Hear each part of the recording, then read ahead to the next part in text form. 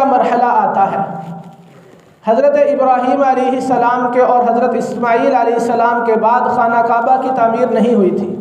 कुरैश मक्का अब इसके वाली थे, इसकी खबरगिरी करने वाले थे, और अवाइल ज़माना की वजह से खाना काबा की इमारत में दरारें पड़ चुकी थी, और इससे पहले खाना काबा की दीवारों पर छत नहीं थी।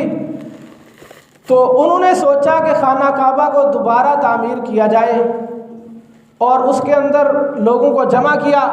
और वो इस्लाम से पहले इस बात को तो जानते थे कि ये खाना काबा जो है ये अल्लाह ताला का घर है, मुक़द्दस घर है।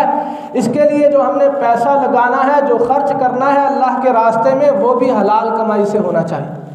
इस बात का उनको पता था। वो काफिर थे, मुशरिक थे, बुतों की पूजा करते थे, मगर इतना जानते थे कि अल्लाह ताला के घर में हमने जो पैसा देना है वो हलाल की कमाई का होना चाहिए।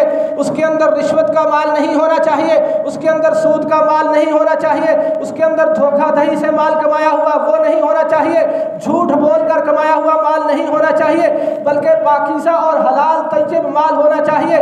इसके लिए उन्होंने लोगों से पैसे इकट्ठे किए। हर कबीले ने अपने अपने लोगों से पैसे इकट्ठे किए।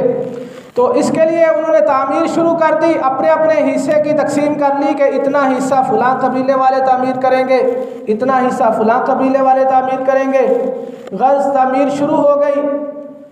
तो हजर अस्वद का मौका आता है, हजर अस्वद को नस्ब करने का। हजर अस्वद चूँकि आपको पता है जन्नती पत्थर है, जन्नत से आया है, और उसकी एक फजीलत है। वो आम पत्थरों जैसा नहीं है, पत्थरों में से तो है लेकिन आम पत्थरों जैसा नहीं है। अल्लाह ताला ने उसको एक मकाम और मर्तबा दिया है। उसके नस्ब करने का वक़्त आया तो कुरैश के लोगों के अंदर, मक्का के लोगों के अंदर इख्तिलाफ हो गया। अब हर कबीला वाला ये चाहता है कि ये पत्थर मैं अपने हाथ से हजर अस्वद को नस्ब करूं, दीवार के अंदर लगाऊं। दूसरे कबीले वाले चाहते हैं कि हम अपने हाथ से रखें। इस बात में उनके दरमियान झगड़ा हो गया। अब झगड़ा तूल पकड़ गया। ये 4-5 दिन ये लड़ाई चलती रही, कोई जंग नहीं हुई, मगर आपस में एक दूसरे के खिलाफ बातें होती रही, और कोशिश करते रहे कि किसी बात पर जमा हो जाए, किसी बात पर हम फैसला कर लें, लेकिन फैसला ना होने पाया।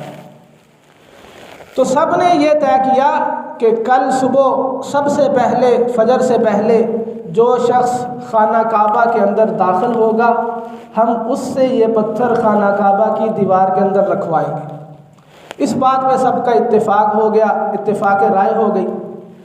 तो दूसरे दिन सुबह सबसे पहले जो उनके लोग थे वो देखने के लिए बैठ गए, जिनकी ड्यूटी थी कि सबसे पहले नबी अकरम सल्लल्लाहु अलैहि वसल्लम खाना काबा में सुबह के वक़्त पहुँचते हैं।